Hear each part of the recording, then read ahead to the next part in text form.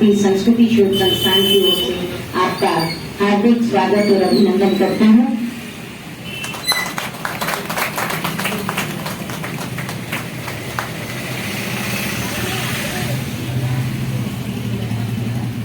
लक्ष्मीबाई महाविद्यालय के प्रिंसिपल हैं और आपका गुरु पर्व के अवसर पर जो गोष्ठी है ये मेरी गुरु, तो मैं अपनी गुरु माता को जिनके कारण मैं यहाँ हूँ अपने साथ ही ले आई थी। इससे बड़ा गुरु पर्व नहीं हो सकता था।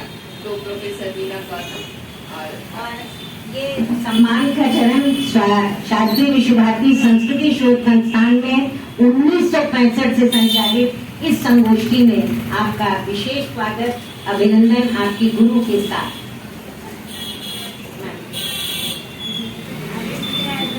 ये मेरे सौभाग्य है और परंपरा है हमारी कि सबके गुरु नमः गणेश जी की आराधना से सभी मंगल कार्य शुरू होते हैं।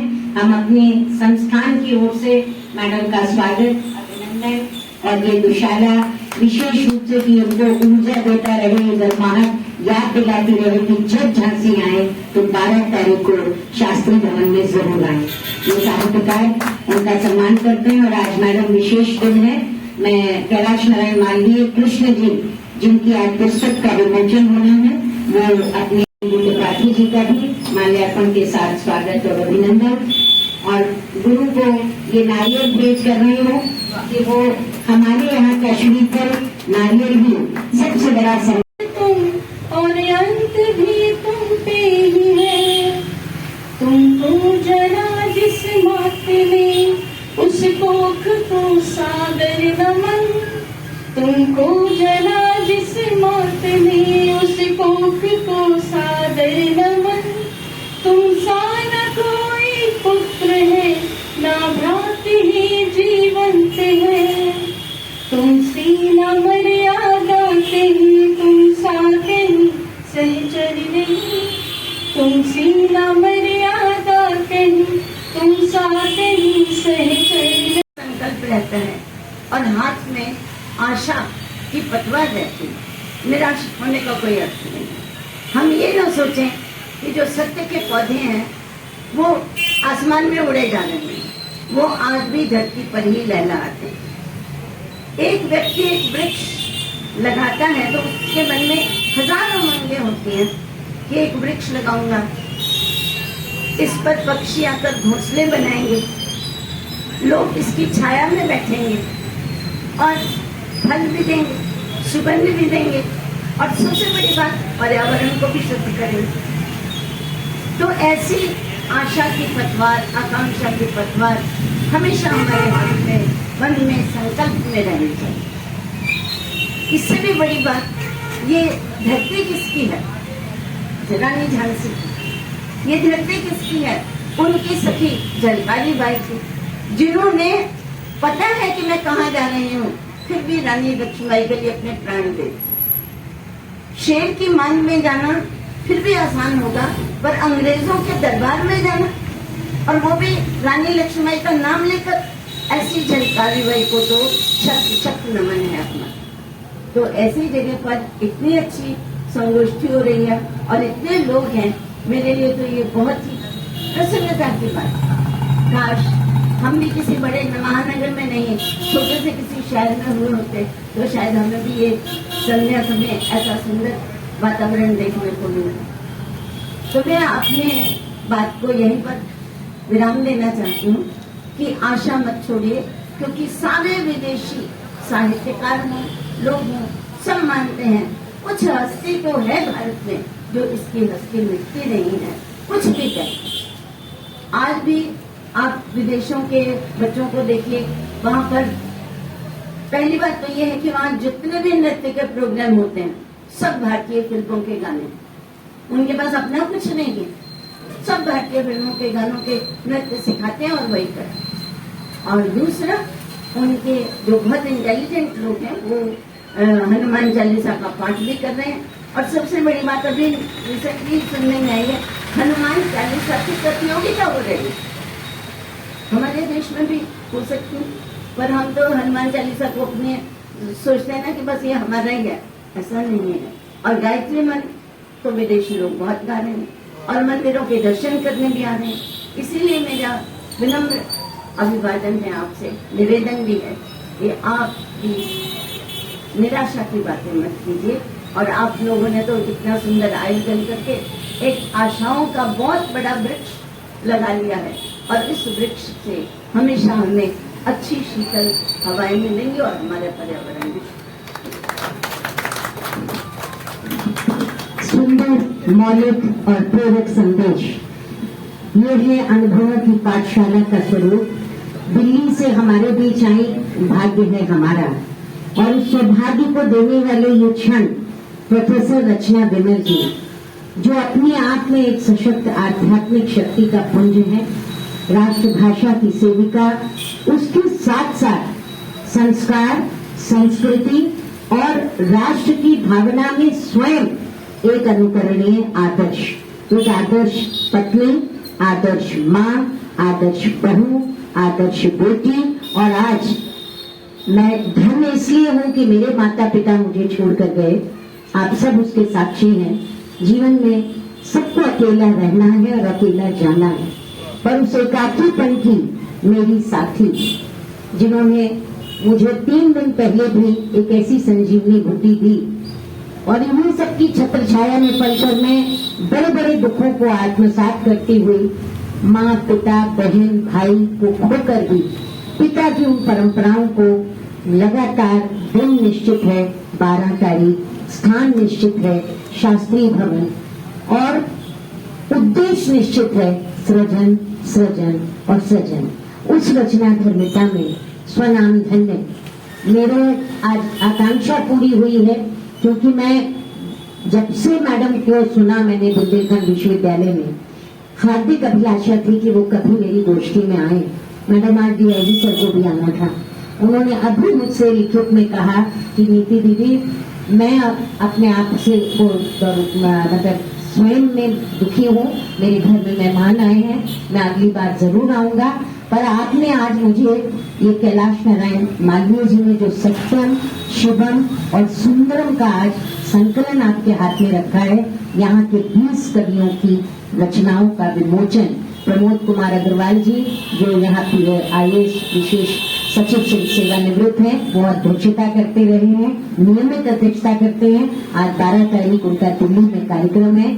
उनकी बहुत बड़ी पुस्तक भारतीय संहिता, नागरिक संहिता का आज विमोचन दिल्ली में है।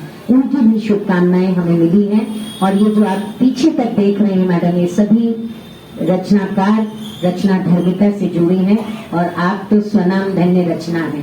प्रोफेसर रचना विमल जी को सादर आमंत्रित कर रहे हैं उनकी अभिव्यक्ति के लिए। आकर कह दिया कि मैं क्या कहूँ, पहली बात। दूसरी बात, जब गुरु माता साथ में हो तो फिर शिष्य क्या कहे।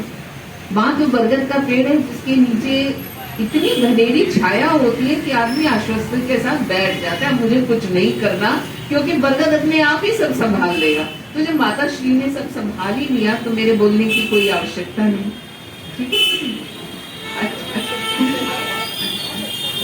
चलिए, सबसे पहले तो मैं नीति दीदी का हार्दिक धन्यवाद करती हूँ और परमपिता परमात्मा के लिए कि एक बहुत चाहने के बावजूद 12 तारीख के दिन मैं झांसी में हूँ, क्योंकि मैं खुद वर्किंग भी हूँ और वर्किंग होने के नाते अप एंड डाउन चलता रहता है। बट एनीवे, आज मुझे वहां पर की इतनी प्रसन्नता हो रही है कि एक पुराना घर सुरक्षित, और ये घर हमारी संस्कृति का प्रतीक है। ये छत, ये दीवारें, ये मेहराब उस भारतीय संस्कृति का प्रतीक है जिसको नीति दीदी ने अपने नीति परक जीवन के द्वारा एज इट इज संभाल रखा है। जो काम बड़े बड़े बेटे नहीं कर सकते वो एक बेटी ने कर रखा है। दूसरी बात, इस दीवार पे टंगे हुए चित्र मैं बहुत बारीकी से देख रही थी।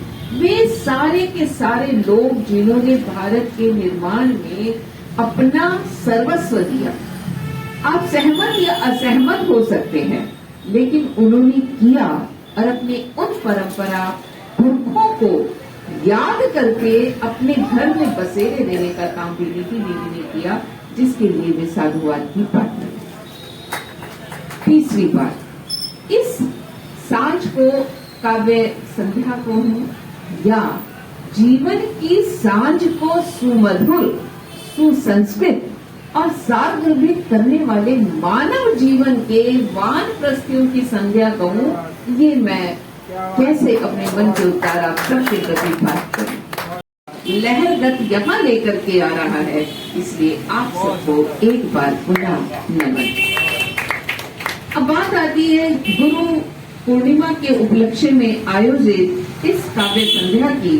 तो भाई ये तो सबसे पहले अपनी गुरु माँ और आप सब गुरुवर सदृश साहित्य प्रेमियों को नमन करते हुए कबीर ने कह दिया था कि गुरु कुम्हार शिष्य कुंभ है, गाड़ी गाड़ी काटे खोर, अंतर हाथ सहार दे, बाहर मारे चोट।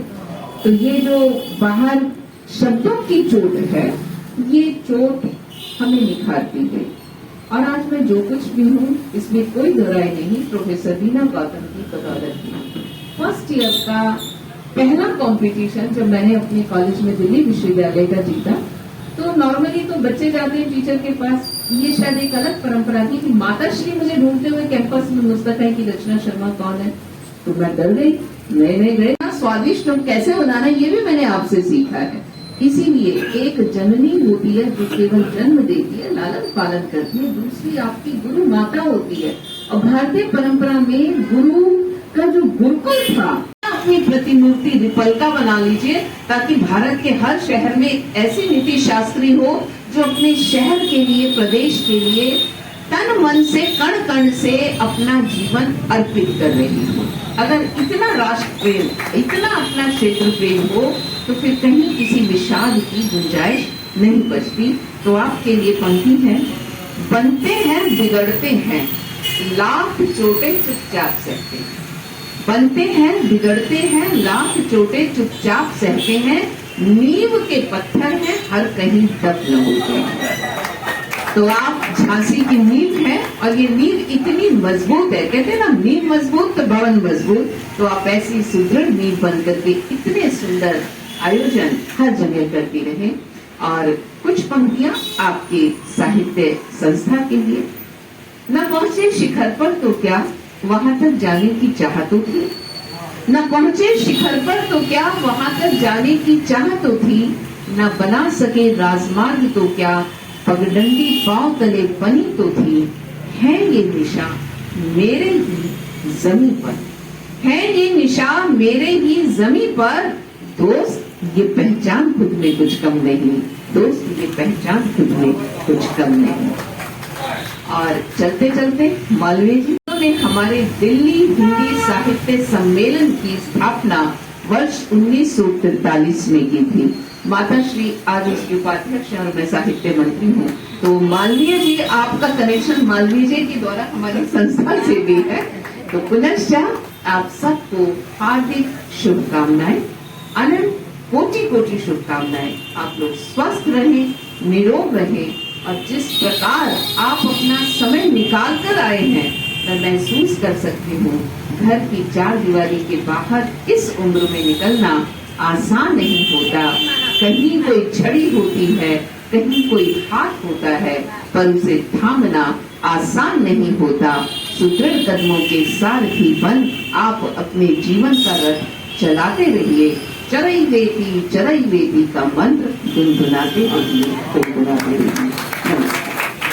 लंदन आदि देश भ्रमण किया, नहीं बदला बोल चाल है। कैलाश नारायण मालवीय कृष्ण को मिला, आशीष विंध्यवासिनी देवी महाकाल है।